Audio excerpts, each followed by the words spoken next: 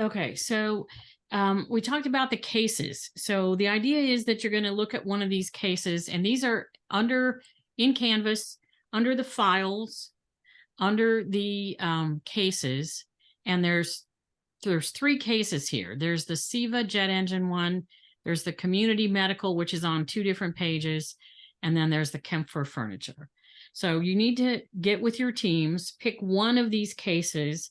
They're about 3 pages long, 2 pages long, not terribly long, and there's some questions at the end. So the idea is that you're going to work with this on with your teammates, and you're going to answer these questions and make a presentation to the rest of the class after the final exam. So I can't believe the time is going, but that's actually in 2 weeks. December 11th is only 2 weeks away from today. And it's like startling to me when I look at the calendar and see that. But they're not, like I said, terribly onerous cases, terribly long. They're all there. And so pick one of those, get your team together, and then there's 4 or 5 questions at the end. So I want you to answer the questions, but I also want you to do a little presentation about what are you getting out of this case, right? So you can just answer the questions, but that won't get you as good a score as if you say, this case is about this, and it's related to the lean and the things we've talked about in class in this way. And here's the questions. Here's the main points of this. Answer the questions. You can say, here are the questions, or you can just answer that in the framework of how you're talking about the case. So it should be a group project. If you can all do a part of that, you don't, I would suggest that you have either some kind of notes for scripts. If you want to put some slides together, you can do that. Doesn't have to be, very many slides. You can have an intro slide and a couple of slides to go with it that just talk about the main points, key takeaways. You could do an overview. Here's the challenges. Here's the issues. Here's our recommendations. Here's the issues, related to the questions or however. So it doesn't have to be very long. I'm guessing 10 or 12 minutes for each. You could go maybe 15 because we only have a few groups, but keep it kind of short and sweet, and then make the presentation to the class. Okay. And then whatever you have, you can upload to me so that I can add that to the grade and whatever. And then we'll grade those and move on from there. Does that make sense? I'm sorry. Is this presentation like a oral communication, or are we doing like a PowerPoint or something? Yeah, you can do some PowerPoint slides if you'd like. You could put stuff on Word if that makes more sense, and just have some bullets. But you're going to talk, yeah. So you guys are going to talk more than me that night, which is always something I like when I don't have to do all the talking. I'm sure you like the reverse. I'm so sorry to mess up your thing here, but I was just in awe that you got like over 40 different tabs open in one window.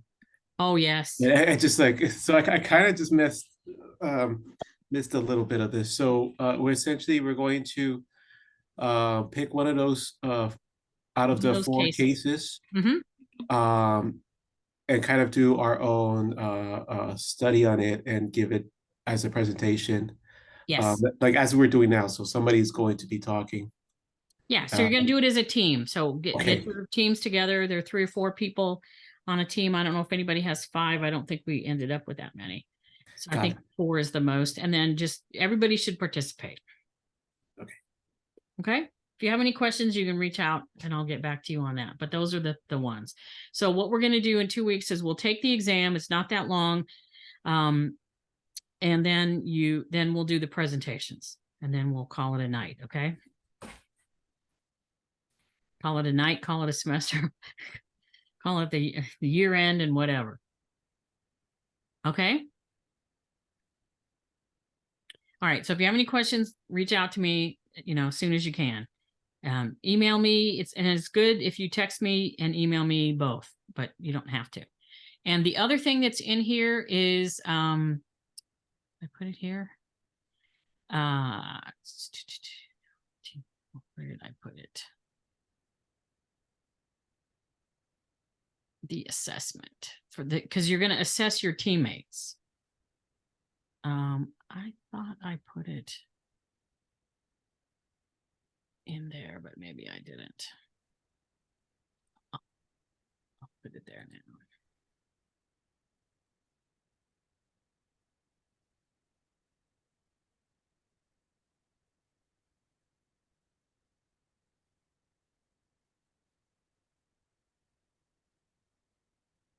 So there's a team evaluation form in here because you had some team assignments, and this case is going to be part of that. And this is going to be due on the 11th as well, if it will show up here.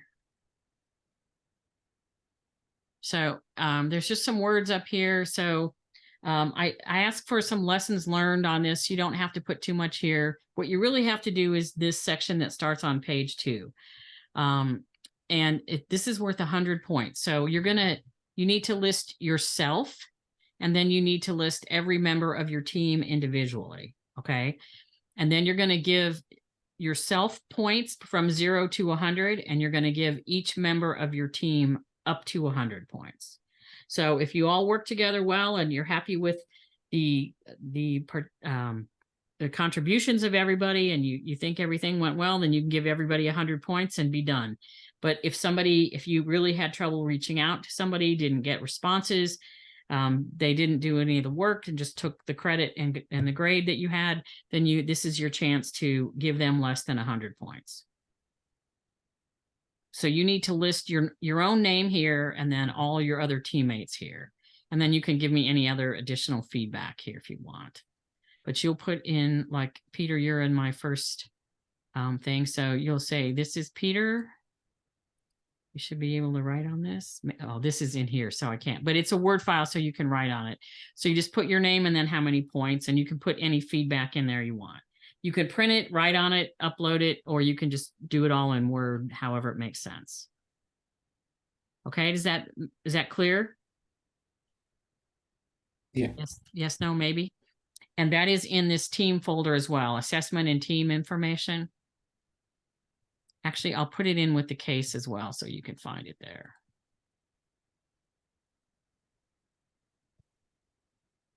And there should be a place on the assignments here's your team assessment, due December 11th.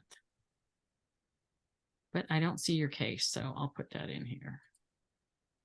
I'll do that later. I'll do that after class. Okay, everybody clear on that?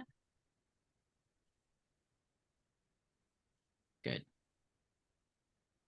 All right, so let me share this.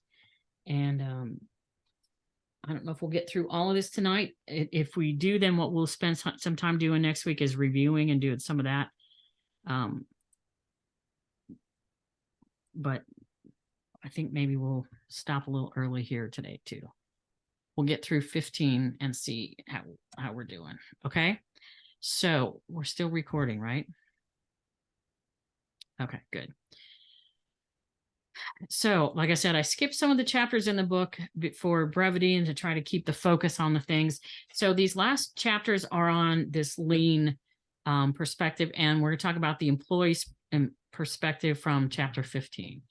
So we're talking about the voice of the customer. How many of you have used that before, heard that term, been involved with a voice of the customer study or anything like that? Anybody?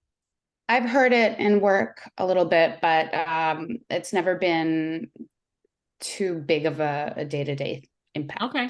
It's often a marketing kind of function where marketers call and get with the customers and actually have a series of questions and go through that and say, you know, we want to understand what you want from our company, from our product, from this service, and how is it working and what can we do better? What could we do different?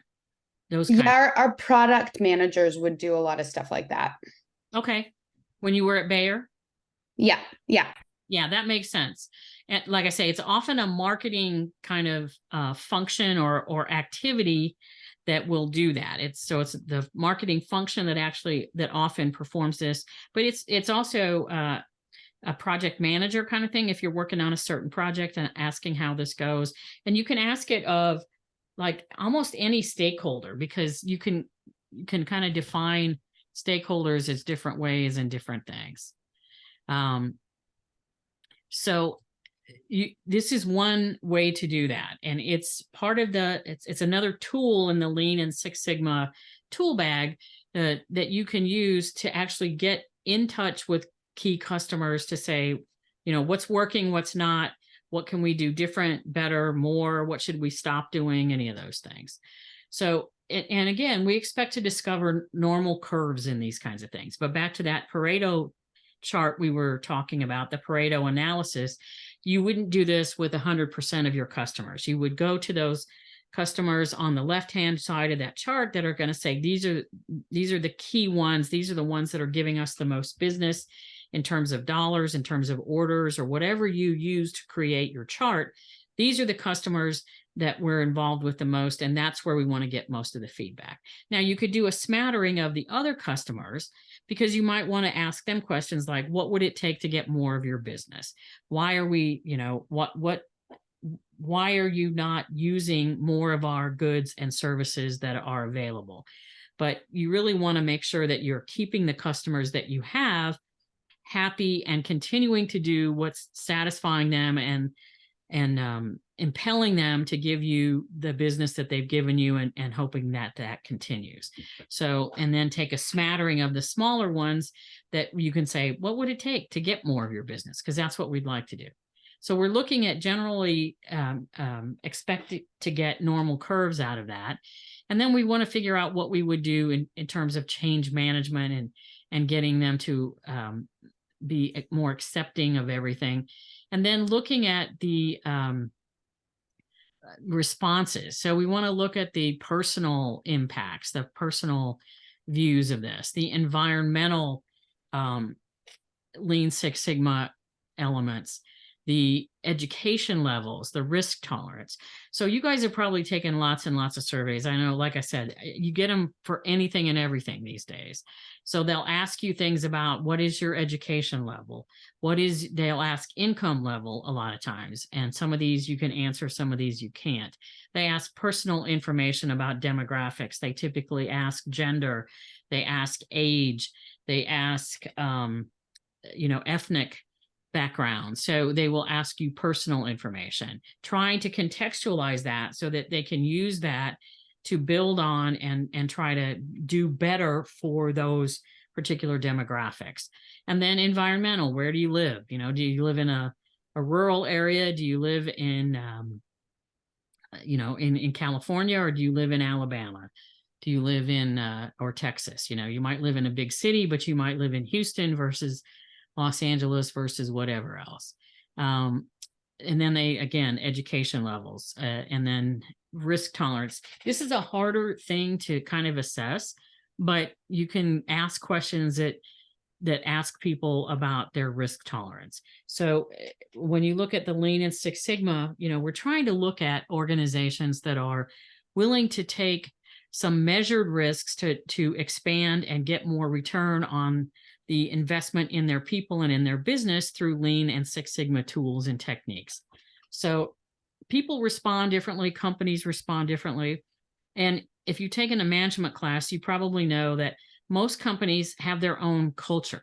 They do their own thing. They have their own way of working. And if some are very supportive and open and good communication and great places to work, and some are not so much. It doesn't mean that they're bad places to work. There are bad places to work, by the way, but there are some that are much more compartmentalized, and you do this and you do this and you do this, and you don't have to mix a lot, and it's not as open and whatever. And any of those can work. Well, not a bad place to work. That doesn't really work very well, but they have their own culture. They do things their different ways, and it feels different. Have you guys experienced this? Had a couple more than one job and had, you know, a culture that you thought was better, what are some of the aspects of a good culture that you worked in that you would like to find in every place that you work? Empowering people to make decisions and not having to have everything be approved all the time. And how, yeah. So tell me a little bit more, Ivana, about how that looked or felt or what it was like to work there. Well, you could just get so much more done because you didn't have to second guess your decisions. And it also allowed you to kind of want to get other people's feedback in a lot of ways. But it was more of a pull instead of a push, I guess. So like you would ask for help when you felt that you needed it. And that really, I think, allowed more trust to develop. Okay.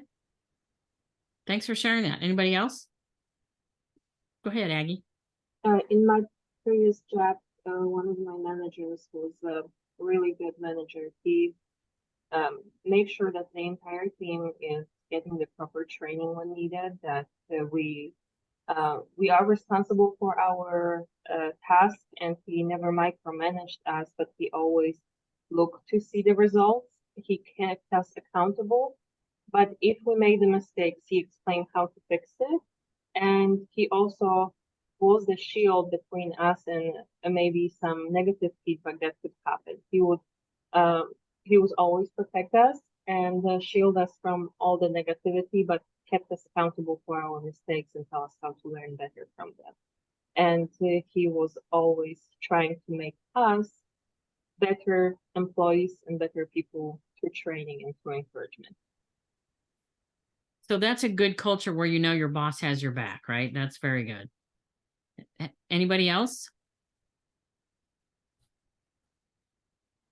I kind of like to think of it as a place where you can come up with an idea, and if you have a way of just showing that there's just any amount of value that you can add to the company.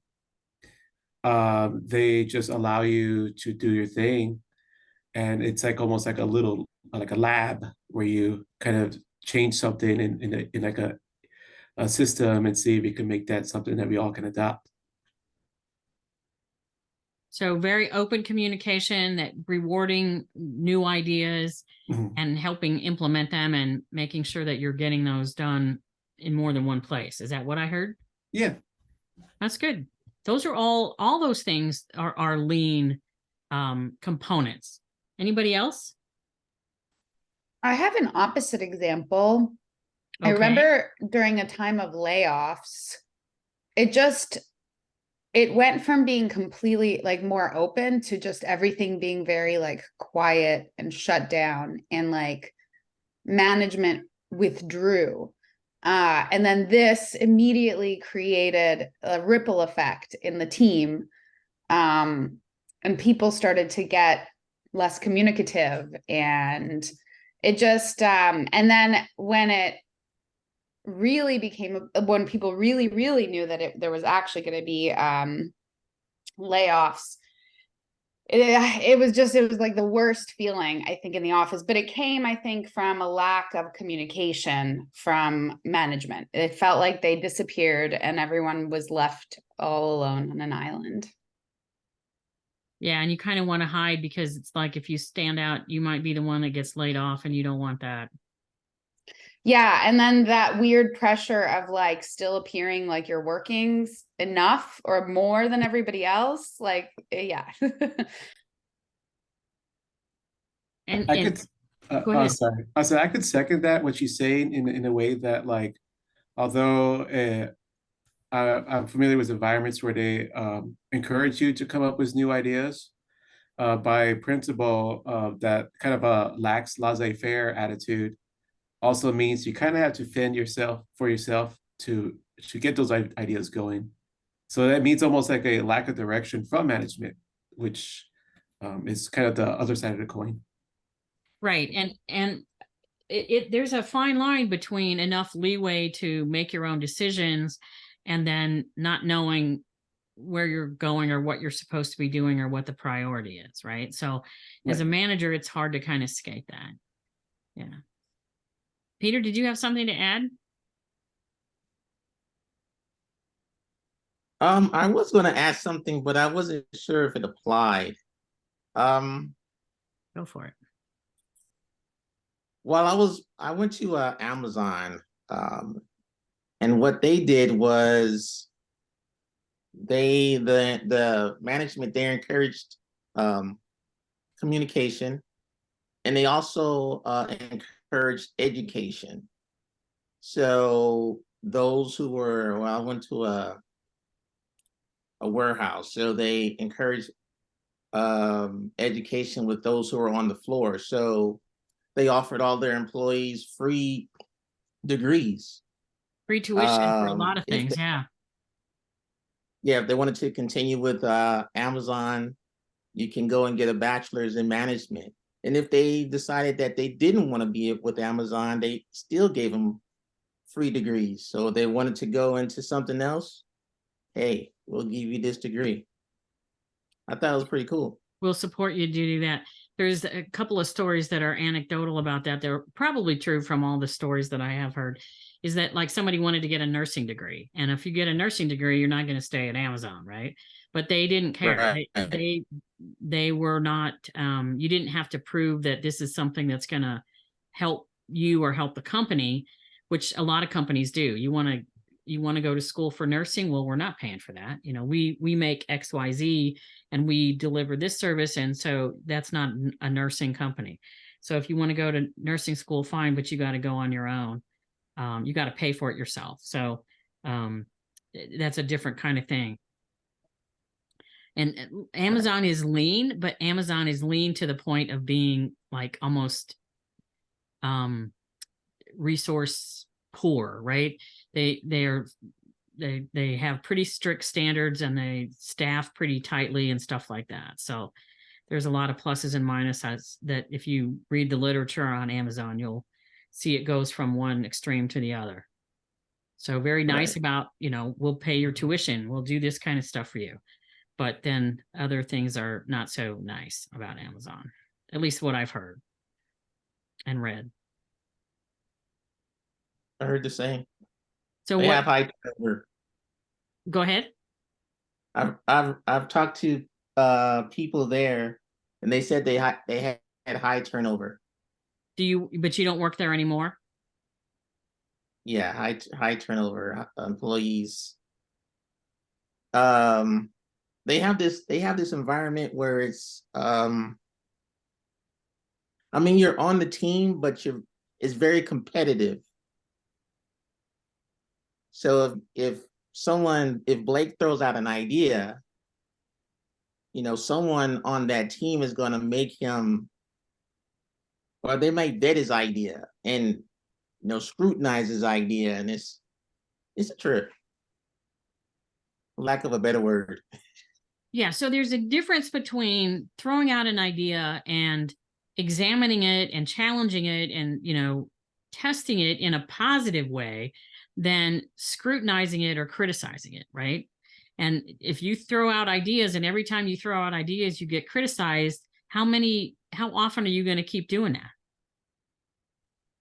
Not very, right? You're going to stop. Right. Because none of us need to get criticized at work more times. You know, we're pretty hard on ourselves. So we don't need a lot of external criticism for coming up with an idea that we thought was good and was worth sharing. So again, that's not the lean environment encourages people to do that and rewards you for having the guts to put that together and come out with something, even if that idea isn't accepted and doesn't turn into something that we do. It just for coming up with the ideas is rewarded in a lean culture. Now, it doesn't mean that you're rewarded, you know, monetarily or whatever for every little, oh yeah, let's do this, let's do this. But it means that you're encouraged to keep coming up with those ideas and you're given credit for coming to do that. And it's a hard thing to kind of describe because when we think rewards, we think more money or movie tickets or, something like that. But the lean culture just is is one where people feel good and confident about bringing things up. And if it doesn't work out, you don't feel bad about it. And you don't feel like it was a waste of time that you examined somebody's idea because it didn't end up being something that you were able to implement or that was the right thing to implement, because it might lead to something else. And again, all of these things feed on each other. So it's a different kind of environment than every time you come up with something, they say, we tried that 2 years ago. That'll never work. We did that before. No, we're not going to try that again. That didn't work out. So then you just end up shutting up and keeping your eyes on your work and not wanting to work anywhere. And Nikon, you said that you're in an environment now where people are getting laid off and it's not very happy.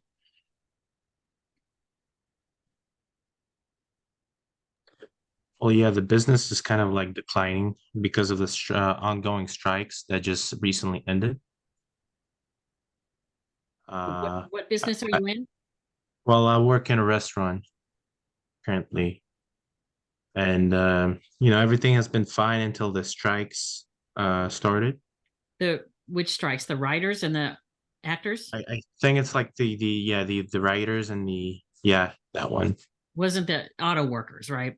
No, it's not the auto workers, because like the actors and the writers are the ones who come to our place the most. Okay. So once they have no income, right, they're unable to come to our place anymore. And so it's been going on for like, what, 6-7 months now? Yeah. And it just ended. Yeah. And so only about a week ago, about 5 people got fired. They did come out with the announcement that there are going to be people getting laid off.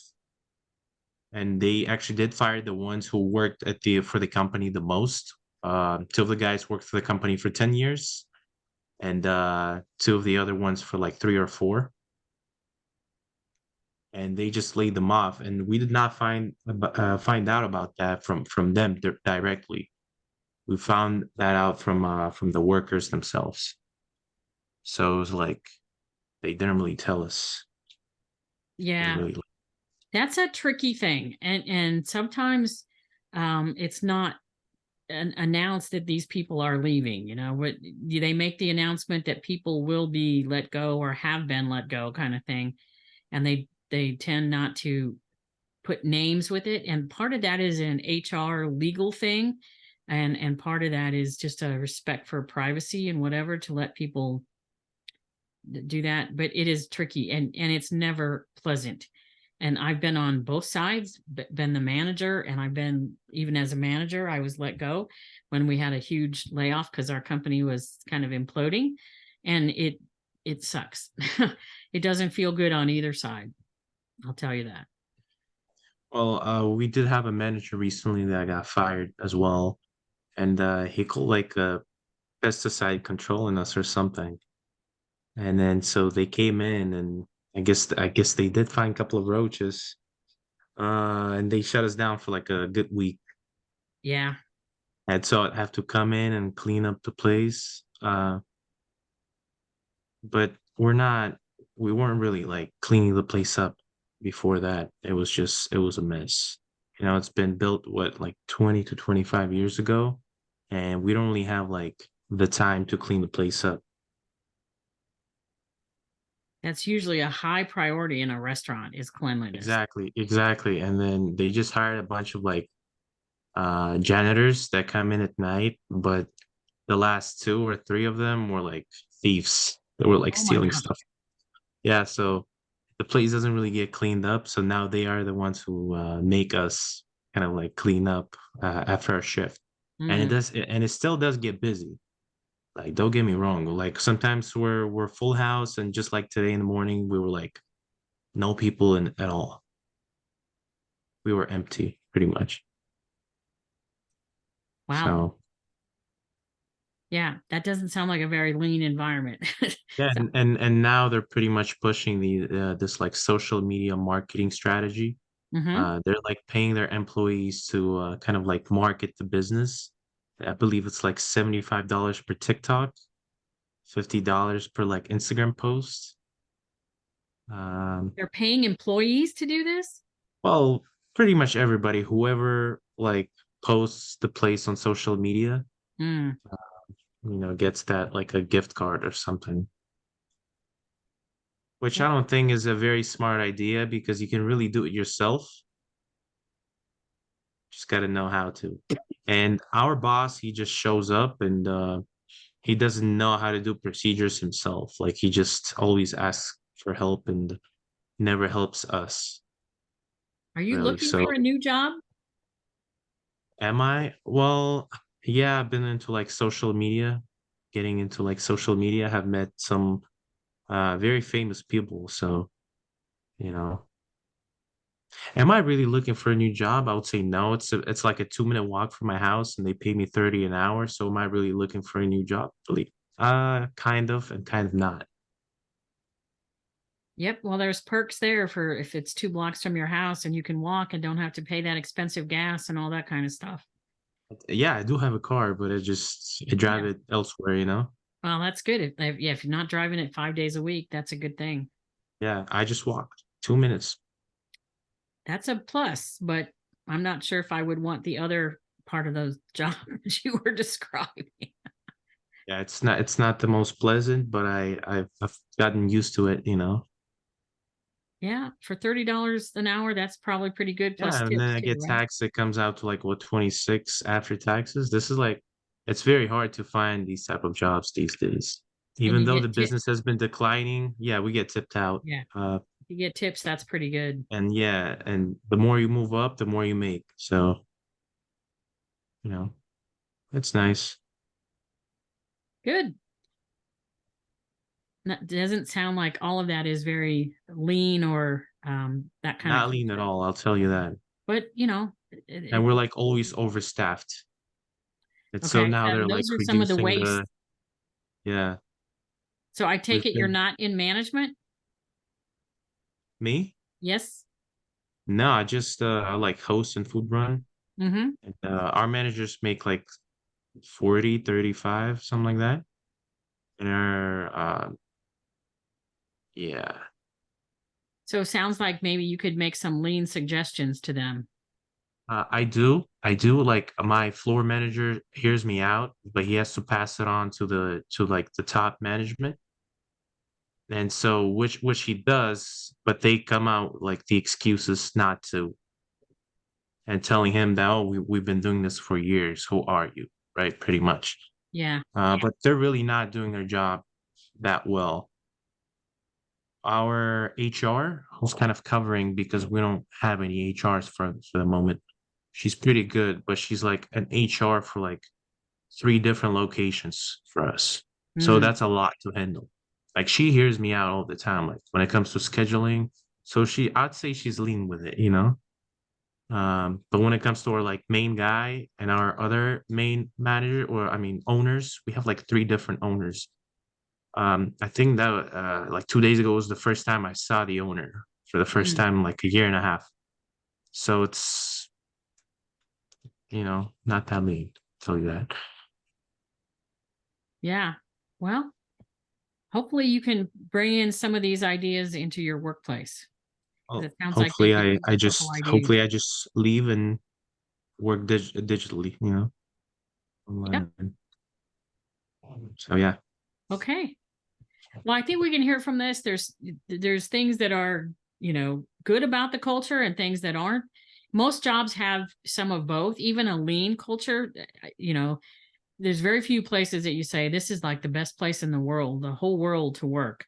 Most places have challenges. Most places have issues and different things. So, you got to find what works for you and where you're comfortable. But in any environment, if you can bring in some of these concepts of leaning things out, using resources better, that is usually very much appreciated by managers and by coworkers too. If you can do things, make things more streamlined, get rid of the waste, right? If we all had that mindset to get rid of the waste, it's a really good thing. So did we cover that? Yeah. Okay, so then here's this is from the book. This is not something that I came up with, but I think we've all heard some of this. The bend over, here it comes again, right? This is from the Vietnam War, so it's pretty old. What was the thing you told me earlier, Peter, that I said I hadn't heard that in a while? Cool beans. Cool beans. Yeah, that's probably about the same era as this Bohica, because sounds like something I remember from my, like grade school or something. Anyway, this is this kind of warning, and people say, oh, it's gonna happen again. So those of you who are talking about layoffs, I've worked in companies where we've had layoffs. I worked in one company that was pretty much imploding, and it seems like every time we turned around, there was another round of layoffs, and you're just like, oh my God, how much more of this can we take? It just gets tiresome. It gets old. It wears on you, and it's not an easy thing to do. So if you don't realize until you get some distance from it, just how toxic that can be. But then if you're in that situation, sometimes compliance is the most judicious course of action, just to take things as they come and just kind of go with the flow. But if you get uncomfortable with it, then you should look for somewhere else to go. And then they also call this initiative fatigue, where you have this flavor of the month, and oh yeah, we're gonna turn things around, we're gonna save everything, we're gonna do it this way, and here's how we're gonna make everything better. But if you don't really know how to do that, then and it's just, and if you don't stick with any one idea, and a lot of companies they don't know how to stick with one and make it work, so they kind of just try everything. And they keep changing what they're trying because they think, oh yeah, well, this time it's going to be good, and this time it's going to be good, and it doesn't end up always being like that. So that can happen in an organization. So you want to be aware of that. Look for those kinds of things. If you've got too many initiatives going on at once, they're grasping at straws, or that's how it feels, that they're just trying anything to turn the company around, and then you feel like you're just too busy already. We've got full plates, and yet you're asking us to do more and more and more. So a lot of companies, a lot of cultures struggle with these things. Most companies go through ups and downs over time. So there's a couple things to be aware of there. There's some other responses that you see in cultures when you're trying to, especially when you're trying to do Lean and Six Sigma and get things more fact-based, get things more factual and less, feelings. Then you get this kind of anxiety where it's like, don't they trust me? Don't they think I know what I'm doing? Because when you're empowered, that when you are empowered, you have that knowledge that, yes, they trust me. They feel like I'm competent. They don't feel like I'm perfect, but that's okay because I'm not. But I feel like my coworkers respect me, trust me, and count on me to make a contribution and treat me like I'm competent. Because you don't want to be asking, how am I going to be judged on this? But that's one of the things with Lean. Okay, we're going to do Lean, so we're going to get rid of the waste. Oh, that sounds good. But now how are you going to judge me on that? How am I going to be measured on that? What is that going to do to my performance review? We're always looking at those kinds of things. What does that mean? And how am I going to know that I'm doing the right things? And is this going to be reflective bad? And what if I don't get it right? What if I don't understand it all? What if I have questions? And what if it's not as smooth as you think? Who's driving this? Do I know that? Is that apparent? If it's not apparent, then that's kind of a problem, because it should be coming from the top down, and people should be aware of this, and it should be easy to see who's driving this initiative and what are they doing in order to help drive it. And everybody's afraid of change, right? So no matter how much you say, oh, I love change, there's a part of you that usually says, oh my God, do I have to change? Is this change about me, or does just everybody else? Because a lot of times I've seen this kind of initiative be rolled out to an organization, and there are people that say, oh, this is great. all these people need to change because they're not doing this and they're not doing that and they're not doing the other. But you got to put that mirror on and say, okay, what am I not doing? And or, you know, how do I need to do this? And sometimes that's not very comfortable for some of us to look at that and say, how much am I going to have to change in order to do this? So we want to think about that when we're looking at the employees and how they respond. Because it can be a great opportunity. And a lot of people get excited about changes, especially like this, that says we really want to reduce the waste. We want to do better with this kind of thing. We're going to try to, you know, clean up a lot of these areas and make this a better place to work. So if you can get people that get excited about it, who say, I want to help. And this is where a lot of you that have been through this class now, or will be in a couple more weeks, you've at least had a taste of this and you understand some of it. Oh yeah, I've heard about that. I know that. That'll make you, I hope, a little more willing to try one of these techniques if it happens to come up at your workplace, or you see an opportunity to do this. And some people are no more than, hey, I can put this on my resume. You know, this is a good thing to do. If I can get this, I can say, hey, I have Lean and Six Sigma training. Yes, you do. After taking this course, you have Lean and Six Sigma training. Unfortunately, we don't have any belt programs we give out at Santa Monica College, but that could be in the future. And at least you're saying, hey, I've got some exposure to this, which is good. And that makes me ready to take on something else at a different time. So all of that can be good. There's a lot of possible responses when employees are faced with this, and when a manager is trying to roll this out to the workplace, because it isn't always easy and it isn't always simple. So you think about that, and some of the disillusionment that comes up is people say, oh God, you know, we're never going to finish this. Well, the whole idea of Lean is that you don't finish it. It might have a finite start point, but it doesn't have a finite end point, because your goal is continuous improvement. So you want to keep moving forward and keep moving up with this, right? This is not something that, it's not a one and done kind of thing. So there's not really an end to it. Everybody, Nikon, you're one of the first people I've ever heard say at my company, sometimes we have too many resources. Sometimes we have too many people. Almost always where you work, you feel like, gosh, if we just had a couple more people, we could get some of this done, and that would free me up to do this, and I could do this. So a lot of times people say, we just don't have the resources. We don't have the time. We don't have the resources.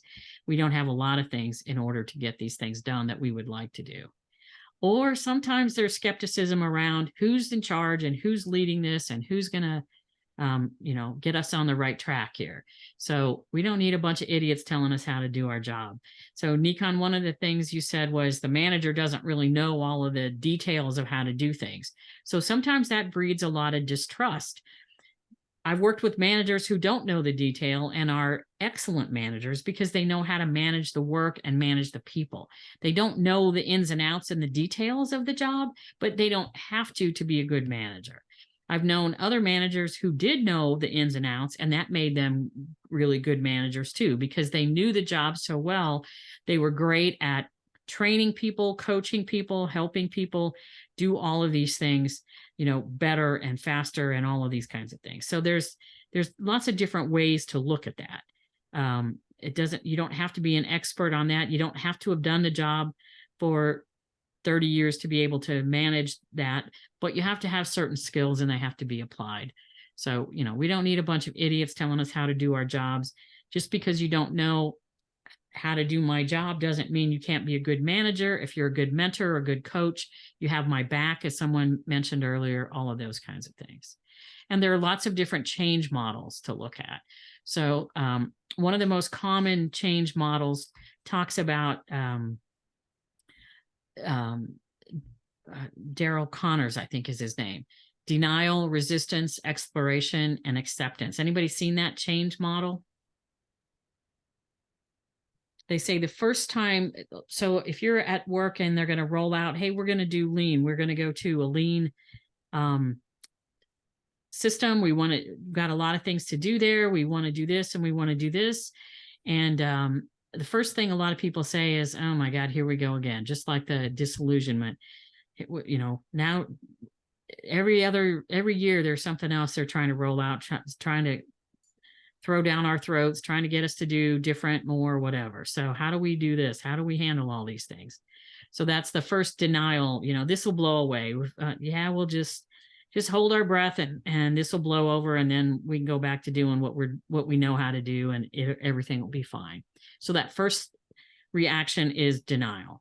Then the second one comes in, and it's often resistance. So it can be really overt, or it can be covert. So the overt resistance is preferable when you're managing it. What's the difference if I say overt versus covert resistance? You'll have like overt would be somebody's pretty much telling you in your face that they don't like it, they don't want to change, and there's nothing you can do about it. And whereas being covert is like you're not hearing much info from your peers or the employees or the staff, but they are making ways to kind of build obstacles without you knowing about it. It's very passive aggressively. Right. It can be passive aggressive. It can be downright sabotage, right? Yeah, That's exactly. the very end of that, where it's covert, where they're hiding, they're actively trying to derail the project. Versus just complaining. And if they're complaining and saying, hey, I don't understand this, I don't get this, I don't want to do this, that's a much better situation for a manager, because it's out in the open, and at least you can talk about it and get it, get the concerns aired out. So you want to look for that, because if you think everything's going perfectly and there's no issues and there's no resistance in any of this, then you better look again. You probably look a little deeper, because it's probably a little bit more covert than you think. And after you get through that, then they start to explore. You get to this exploration phase. Well, we could try that. That might work. That sounds like not such a bad idea.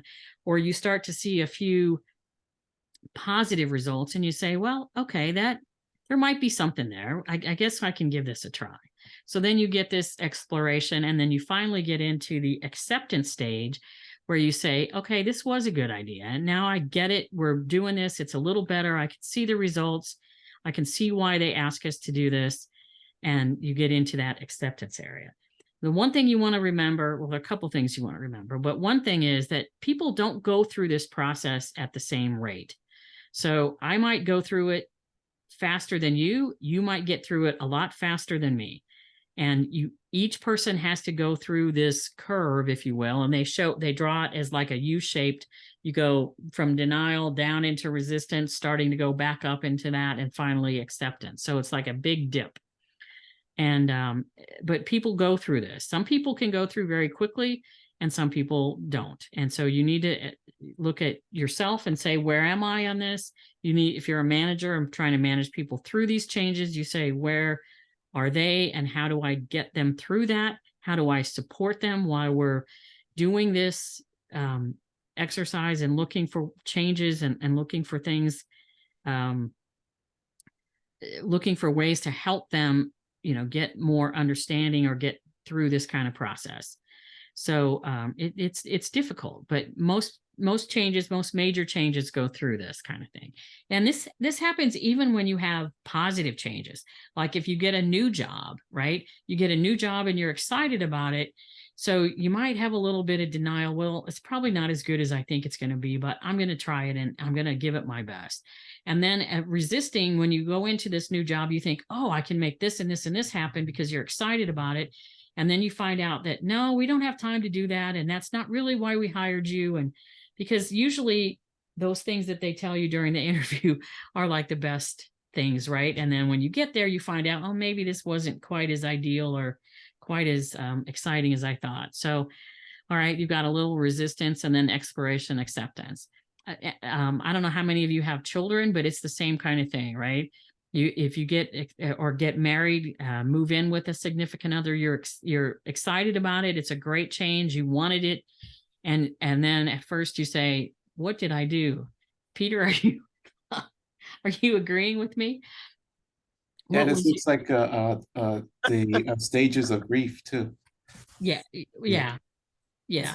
Yeah, it changes. Yeah, that first year was something else. Yeah, akin to that. So, Peter, are you talking about having a child? No, you talked about marriage. Yeah, marriage or moving in with the significant other. Yep. Yeah, that first year was something else. Yep. My husband would tell you the same thing. And there were certain things he was like, what? Who? So, but we got through it and we've been married a long time now. But so even things that you want or excited about, and it's, think about a child. I don't know how many of you have children, but you're excited about this child. And then the reality hits that this kid, cries and needs diaper changes and eats, and that's about all they do the first few months, right there. If you get one little smile, you're pretty excited about that, because that's you don't get a lot out of that, and you can't tell what's wrong with them. You don't, all they can do is cry until they can talk and interact and whatever. So that can be pretty stressful for a lot of people, even though it's something that you really wanted and it's something that you had looked forward to. The reality of it is a little bit different and a little bit tougher to get through. So you can do that. So that curve looks kind of like this, and the second thing here, this uninformed optimism, you get that same thing with the denial. So the curves are like this. They show them kind of going down your emotional stage. You can start out real excited. Oh, this is going to be great. And then, oh man, this is some work, until you figure it out. And then you get there and then you push through to success. So, and then here's another curve. The commitment and productivity. First, you go through shock, denial, anger. Then you start to maybe bargain and negotiate, start to adapt a little bit, test it back and forth, and then finally get to the acceptance. So you can apply this to a lot of things, not just work related, obviously work related, but to, things like getting married, having a baby, your child leaving home. All of these kinds of things can be these different types of responses, and definitely starting an initiative like Lean and Six Sigma in your workplace is a tough thing to do, or at your home or whatever. So you've got here's Daryl Connor's 8 stages of change: contact, awareness, understanding this, perception, installation, adaptation, institutionalization, and internalization. So this is a much not longer 8 different stages, but he's done a lot of work in this. He's a pretty seminal guy in the area of change management. Pretty interesting stuff. I've studied him for quite a few years, some of his change management. So, and then here's another George X formula. He says effectiveness is quality times acceptance, and effectiveness of implementing the changes that you want to do. So if you want to be a Lean and Six Sigma organization, you need to think about all of these things. The ideal solution can be identified, but it's not going to be effective, or its effectiveness is going to depend on how it's implemented and how it's accepted. So you've got to have good people implementing these things. You've got to have people that are there to coach and help others. Sometimes they try to assign a score to these, and the book talks about examples of good and great implementation. But sometimes even if you have an 8 or 9 out of 10, it can be, you can lose points like in quality because you don't have as good of acceptance. So the effectiveness is a factor of both how it's implemented and how long that takes, how well it sticks, and all of that kind of stuff, and then the acceptance. And the acceptance can take a lot longer and really diminish your effectiveness or have an impact while you're trying to get that implemented. Because if people don't buy into this solution, it's never going to deliver the results that you desire and that deserve to be experienced by the organization. So project leads have to support and encourage the whole team and ask for help from champions and sponsors when they need that to make sure that it works for everybody. Let's see what we have here. Let's stop here. I think this is a good place to stop.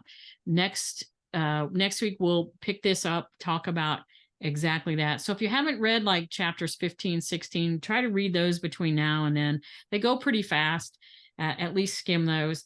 And then we'll finish these slides and then we'll do some review for the exam. Okay. So you've got your cases to work on. They're due the 11th. your team analysis is due then, and we'll do the final and then make your presentations, and we'll wrap up the course. So if there's no other questions right now, I got stuff in the chat. What have you got stuff? Oh, okay. Overstaffed. Well, that's an interesting thing. I don't see that very often. Okay. So I wish you all a good night and have a great week, and I will see you next Monday. Thank you. Good night.